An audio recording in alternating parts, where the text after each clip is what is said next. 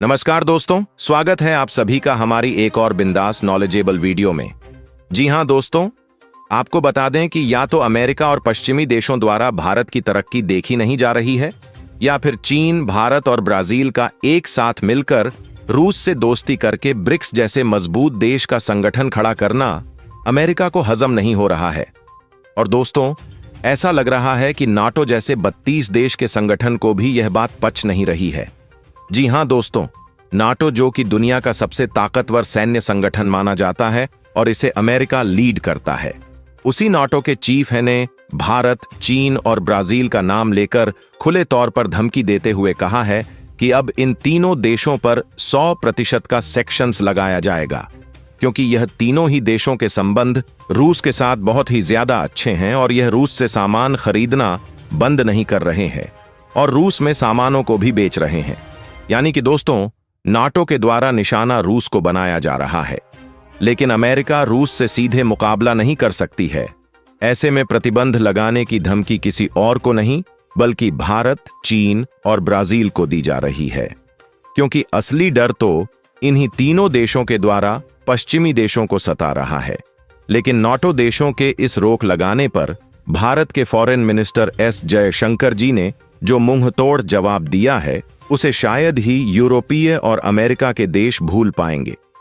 तो आखिरकार भारत, चीन और ब्राजील एक साथ मिलकर कौन सा रास्ता अपनाएंगे?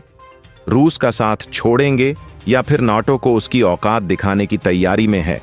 तो ये पूरी जानकारी आपको इस वीडियो में बताने वाले हैं, तो वीडियो को अंत तक जरूर देखिए, मगर उससे पहले चैनल को सब्सक्राइब जरूर कर लीजिए ऐसी ही नॉलेजेबल वीडियो पाते रहने के लिए। तो दोस्तों, आपको बता दें कि नाटो जैसे बड़े संगठन द्वारा भारत को खुली धमकी दी गई है, क्योंकि भारत रूस से व्यापार करना कम नहीं कर रहा है।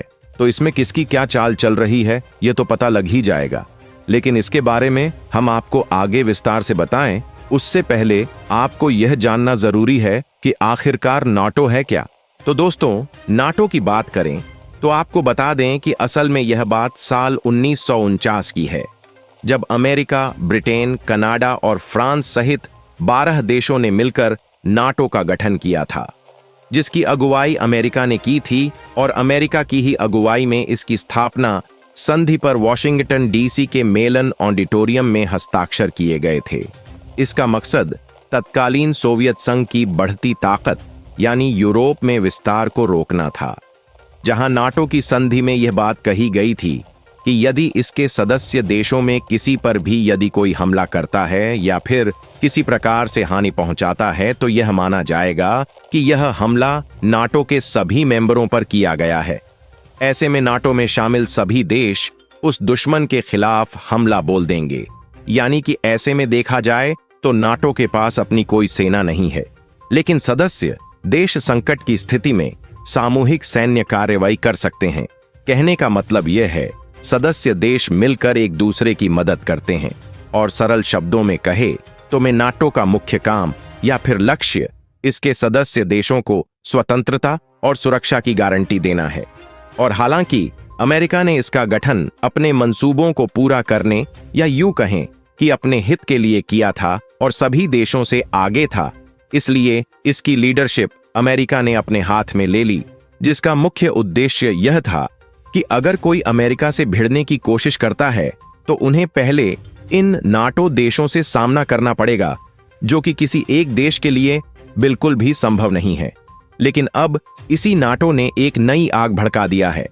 दरअसल नाटो के नए सेक्रेटरी जनरल मार्क रटे ने अमेरिकी प्रेसिडेंट डोनाल्ड ट्रंप से मुलाकात की और इसी बीच धमकी भरा एक बयान दिया कि अगर आप भारत, चीन या ब्राजील के लीडर हैं और रूस से व्यापार कर रहे हैं, तो समझ लीजिए कि मॉस्को में बैठा शख्स यानी पुतिन शांति वार्ता के लिए गंभीर नहीं है।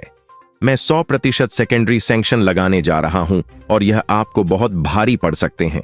दरअसल भारत, चीन और ब्राजील को अल्टीमेटम देते हुए 100% सेकेंडरी सेक्शंस लगाने की बात कही है।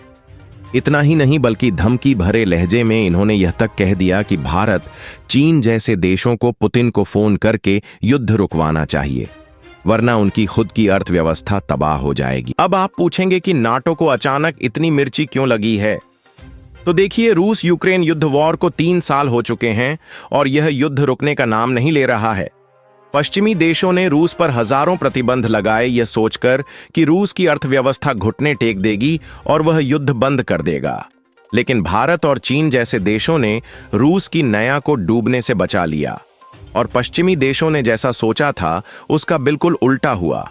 क्योंकि जब यूरोपीय देशों ने रूस से तेल खरीदना बंद किया तो भारत और चीन ने डिस्काउंट पर भारी मात्रा में रूस से तेल को खरीदना शुरू कर दिया और इसी को रोकने के लिए अमेरिका ने 500% तक की टैरिफ भारत जैसे देशों पर लगाने की बात कही।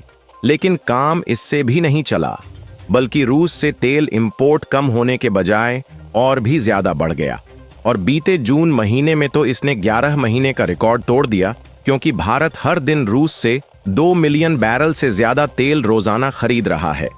इससे रूस को पैसा मिलता रहा, जिससे उसकी वॉर इकोनॉमी चलती रही। ऐसे में पश्चिमी देशों की यही सबसे बड़ी बात खल रही है। इसीलिए अब वह उस लाइफ लाइन को ही काटना चाहते हैं, लेकिन प्राइमरी प्रतिबंधों से नहीं बल्कि सेकेंडरी प्रतिबंधों से, क्योंकि प्राइमरी सैंक्शंस सीधे रूस पर लगते हैं, जैसे कि रूस की कंपनियों को बंद कर देना या फिर उनके बैंकिंग सिस्टम को ही बंद करवा देना। जबकि सेकेंडरी सैंक्शंस यह उन देशों पर लगते हैं जो रूस के साथ व्यापार करते हैं। जैसे कि अगर भारत की कोई कंपनी रूस से तेल खरीदती है तो अमेरिका उस भारतीय कंपनी पर बैन लगा देगा, जिसके लिए हमारी कंपनियों को डॉलर आधारित बैंकिंग सिस्टम से बाहर किया जा सकता है। साथ ही हमें पश्चिमी तेल टेक्नोलॉजी, लोन और इंश्योरेंस मिलना भी बंद हो सकता है। और सबसे बड़ा खतरा तो इस चीज का है कि अमेरिका और यूरोप को भारत से दवाइयां, टेक्सटाइल और सर्विस का जो भारी भरकम एक्सपोर्ट होता है यह कम हो सकता है या फिर इस पर रोक भी लगाई जा सकती है। यानी कि यह सवाल उठना लाजमी है कि क्या भारत को अब अमेरिका और रूस में से किसी एक को चुनना होगा, क्योंकि पश्चिमी देशों का दोगलापन इस तरीके से सामने आया है कि अब तक की जियोपॉलिटिक्स का यह सबसे बड़ा क्षण प्रतीत हो रहा है। फिलहाल मैं आपको एक बात क्लियर कर दूं कि नाटो की धमकी जरूर इस बार तीनों देशों को एक साथ मिली है, लेकिन ऐसा नहीं है कि भारत से यह सवाल पहली बार पूछा गया है, बल्कि देखा जाए तो जब भी हमारे विदेश मंत्री एस जयशंकर जी यूरोप या अमेरिका जाते हैं तो उनसे यह सवाल जरूर पूछा जाता है कि आप रूस से तेल क्यों खरीद रहे हैं। और आपको उनका वह ऐतिहासिक जवाब तो याद ही होगा, जहां उन्होंने कहा था, हम रूस से तेल खरीदकर असल में दुनिया पर एक उपकार कर रहे हैं। क्योंकि सोचिए, अगर हम यह तेल रूस से न खरीदकर मिडिल ईस्ट से खरीदते तो मार्केट में तेल की कमी हो जाती और कीमतें आसमान छूने लगती।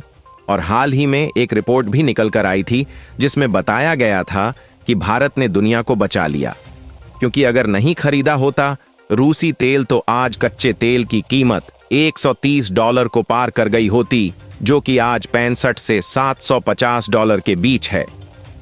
फिलहाल नाटो और अमेरिका की सीधी धमकी के बाद हमारे पास गिने चुने ही विकल्प हैं कि या तो दबाव में झुक जाए और भारत धीरे धीरे रूस से तेल खरीदना कम कर दे और अमेरिका के साथ बातचीत करके इन प्रतिबंधों से बचने की कोशिश करें।